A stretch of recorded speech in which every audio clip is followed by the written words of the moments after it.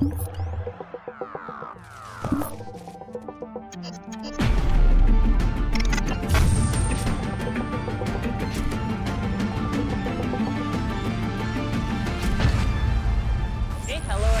everyone to THU TV. We are still in Malta, and with me today I have two people who made all of this happen, basically. I have Filipa Sarmento from the THU team, and Greyson Davis, who's a white knight, and we'll tell you later why, and senior manager of the worldwide workstation, I'm not supposed to say industry marketing, at Lenovo. Perfect. Yeah? Perfect. That worked? I think we almost say white knight because it's just easier now than my actual title. Yeah, I'm just hoping, like, maybe there's people at home who don't know exactly what we mean when we say the white knight, and they're going to find out soon. So just in case we have some new viewers, I'd start with Filipa. Like, can you tell us what exactly the THU experience is? Because initially it was the THU, like, a digital arts festival, and now it's an experience. It was for artists, and now it's for creators. I mean, there's been an evolution. So can you tell us a little bit about that? Okay, I think THU started being just a festival to help people to get jobs and to join artists in one place where they can learn and grow. And now I think it's a little bit more than that. It is an organization that has creators, artists, marketing, designers, and we do events all over the world, and we have one particular date that we gather everybody together with all of the speakers, sponsors, recruiters, and we create an experience that is different. That's what you call the main event. The main event. What we call it. Yes. I'm still THU. We It's weird to interview a colleague, so it's like, I'm like, okay. And Greyson, you came to THU how many years ago now? Yeah, 2, so 3? this is Lenovo's 4th year as a sponsor of THU. I know, it's wild. It's amazing how fast it's gone. Fourth year, so we were, a little bit late to the game. THU had kind of kicked off a little bit. A couple of years earlier, exactly. A couple of years earlier, but like I think a lot of sponsors, even people who come, we weren't entirely sure what we were signing up for, what we were coming to. This, more than any other event we've ever been associated with, is one of those, and you did an amazing job, but it's that one that's really hard to explain. Like, you have to see it to get it. It's not easy. And so once we showed up, it was clear that in terms of wanting to have a presence in media and entertainment, and we strategically really wanted to focus on the digital artists as opposed to sort of the large studios. We really want to capture the hearts of the artists. This was the obvious way to go, and it's been awesome. And it's been an interesting ride because, I mean, this year has marked our 1st edition in Malta. It's our 6th edition of the experience, but the first here. And how was the move for both Lenovo and THU? Like, tell us a bit about the backstage scene, because I got here like last week and everything seems to be fine, you know? And I'm like, oh yeah, you guys did well, but I'm sure it wasn't as simple for you. Who wants to start? I can start. It wasn't, I wouldn't say it was difficult, it was different. I think change, it can be a little bit, everything is new, but new is good also. And I think everyone has been very welcoming. We've been here along for, I think for me, it's been 7th or 8th time that I've been here since January. Greyson has been here with us a lot of times as well. Is that where you got your tan? No? No. I'm sorry, you've probably been working really hard, yes, sorry. Has to be that. But I think it's good. Change is good, and here we have an opportunity to grow a lot, and the venues are amazing, so we can do a lot of different things. So I think it's going to be great. Yeah, I mean, it has been sort of wild. We had reached the point, and when I say we, I think it was really all of us. I mean, obviously, Andre and I and Filipa and I and my entire team, we've become very, very close. You know how it's going to work. We're just ahead of everybody else, right? True. So we're really, really good friends, and we worked together all year. So with Malta, that presented a whole new platform, a whole new level of collaboration to say, how do we make this work? For me, it was a funny story in terms of sort of the beginning of Malta, because at the last THU, Andre comes up to me very quickly, kind of panicked, which people know at THU, that's what Andre does, that's right? normal. And he says, I want you to talk to Malta. I'm like, what does that even mean? Like, how do I talk to the country of Malta? He's like, no, there are representatives from Malta here. I'd like you to talk to them. Great. And they're there right now. So I walked over to him. I thought that meeting was supposed to be for me to help sell and explain THU from a sponsor's role, the value of THU, so that Malta would really embrace it and want to consider, you know, being a sponsor as well and bringing it to Malta. I was absolutely wrong. They already knew they wanted THU. It was actually for them to tell us that they were a great place to be. So I kind of messed up the first meeting to begin with. So it was basically you were wanting to sell the idea to them, but in the end it was them selling Malta to you, and you bought it.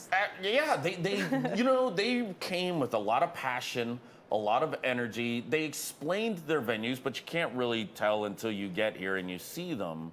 They made a beautiful video with a lot of the gaming industry that is booming here that, frankly, we weren't aware of, saying, you know, we want to be your home.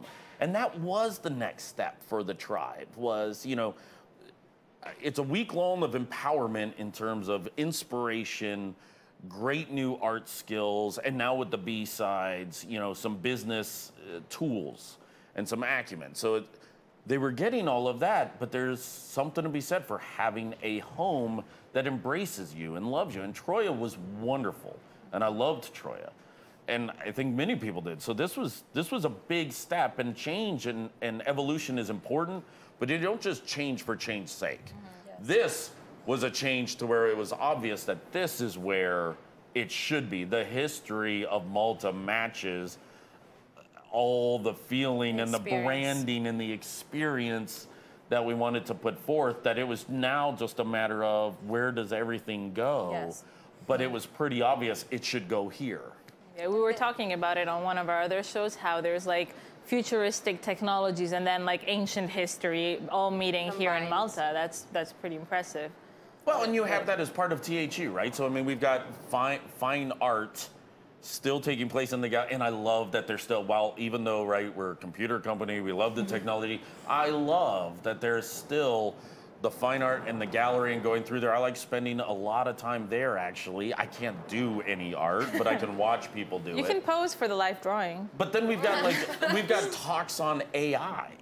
So it matches that spectrum to here. It's a very ambitious country trying to do some really, really ambitious things, but you can't get away from the history because it's all around you. It's a really good fit.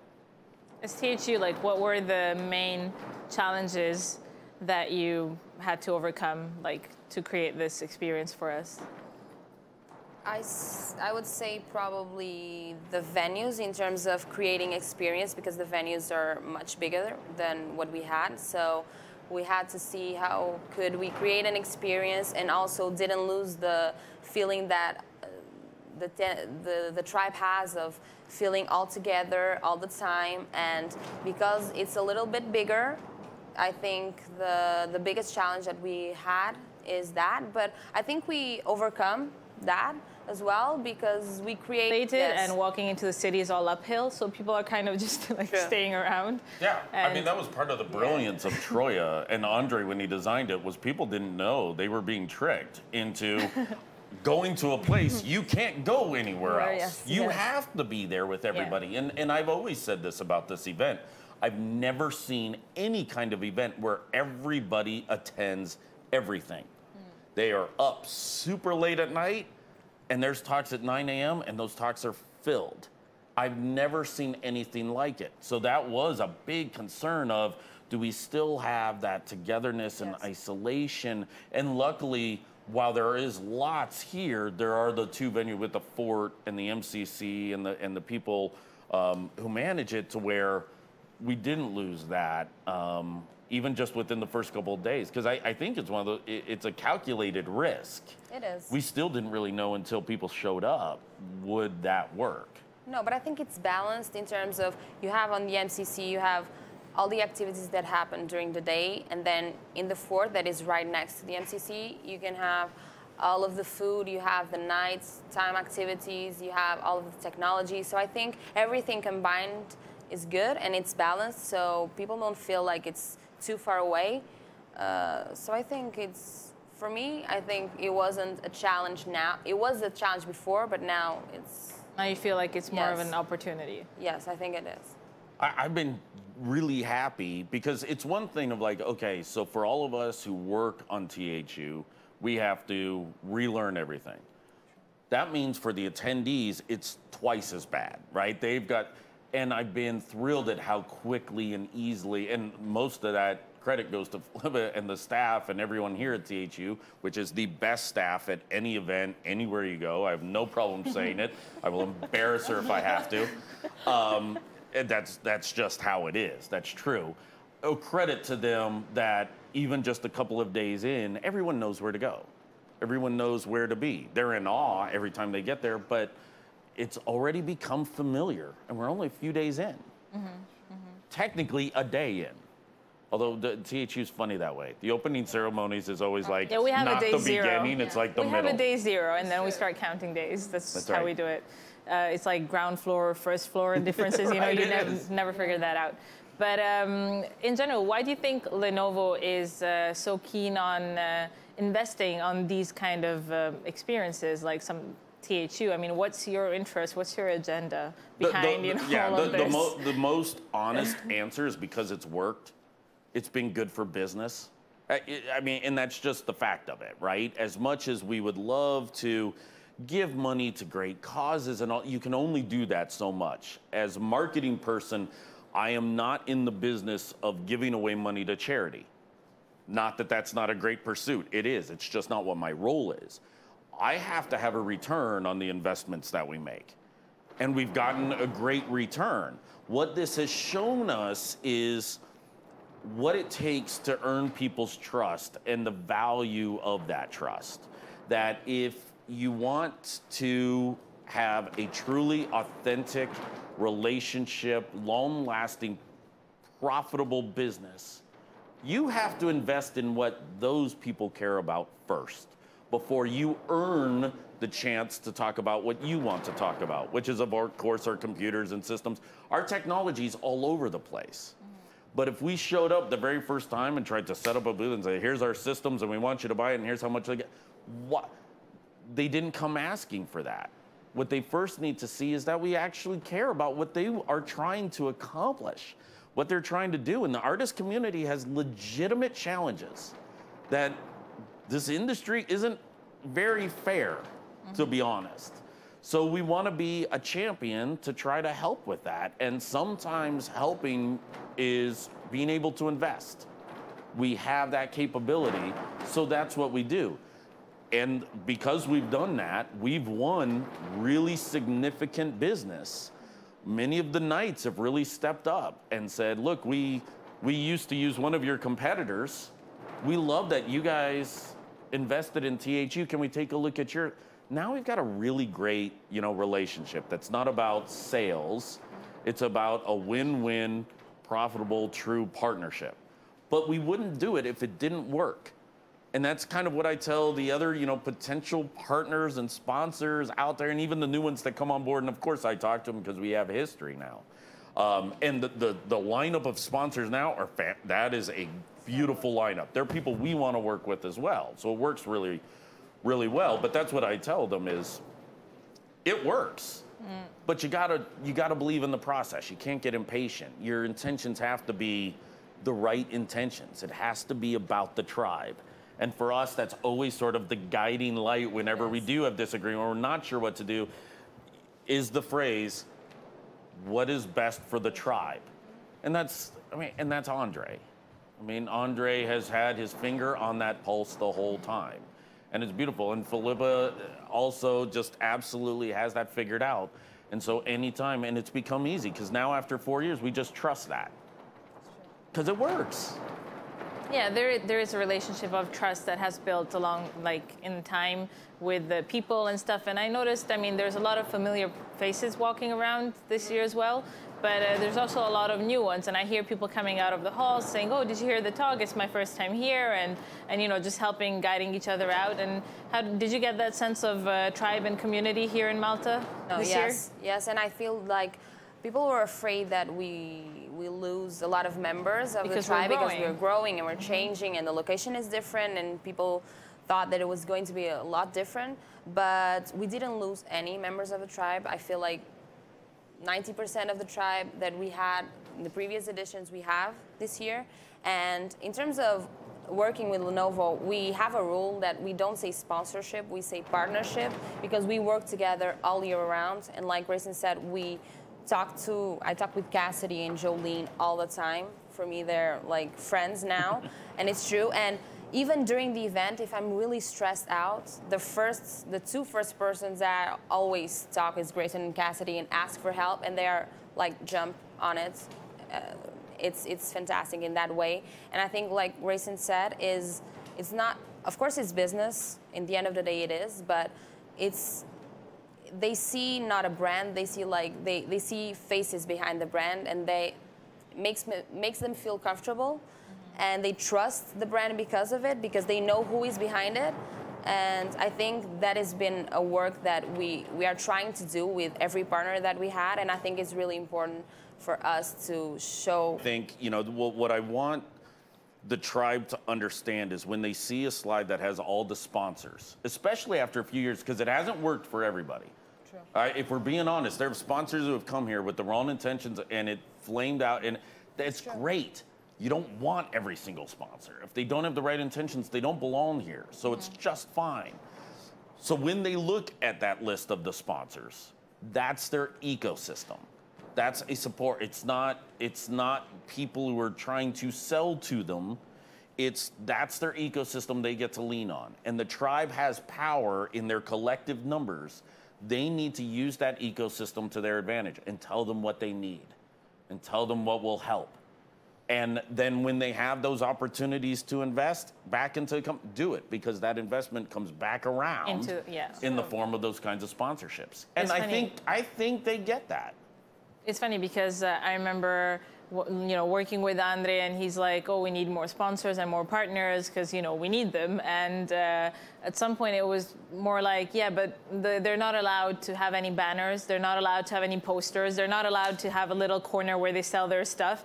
And it's hard to get people like to, hey, you want to be our sponsor, but you're not going to be allowed to like show your brand, basically. You can, you know. Not easy. And it's really difficult because it's a very different kind of partnership, like Filipa said. And it's hard to find people who are like, okay, we'll be there even if nobody knows we're there, because that's what we're asking them to do. We're asking them to come, to help us, to support us, but to not be visible, right, Filipa? True. In terms of branding and everything, of course it is traditional way to ask for logos and be as present as they can be, but for us it's more about building relationships. So I think that is what it is important at this time that we are, and building relationship. Greyson knows that better than no. If you're a sponsor partner, you have to do some work. Filipa, Andre, the staff, they will open doors to conversations. So if you're just banking on the idea that somehow getting your logo everywhere is going to produce results, one, you don't belong here, and I also kind of worry about just your overall future altogether. That doesn't work.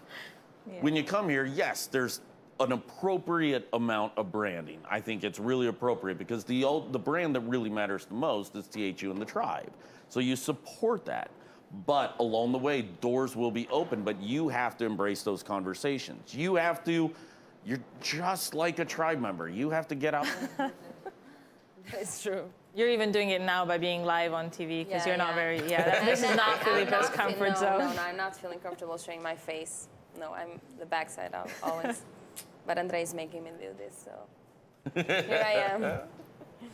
But yeah, I mean, it's easy. We had our providers. We knew the hotels. We knew where to go and stuff. And then this happened.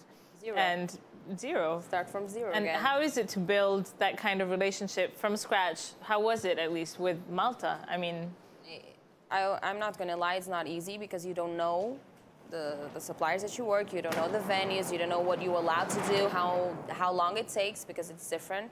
So we have challenge, but now I think we are learning. And like Andres said yesterday, I think the most important thing is listening to what the tribe has to say, what the sponsors have to say, the recruiters, everyone that is involved in the THU has to say, so we can grow and improve for the next years. It's a lot of people to listen to now. I know. Because that is going to, yeah. But it's good, I think. It's not realistic, and I think even if you ask the folks from the government of Malta, they would be honest and sincere to say, it is not realistic to say, the day you turn it on, everything is going to be absolutely perfect. But the foundation is laid in that they want the event for all the right reasons. They want to support it for all the right reasons. So as long as you have that as the foundation on everything you work on, the rest of the trust that you need to build will be there. But it always has to take some time. And you have to get used to each other, and you got to figure out just how do things work. And so I think that's, that's coming along. I think this year is wildly successful, and it makes it really exciting for what the next few years could be. But if nothing else, THU is honest.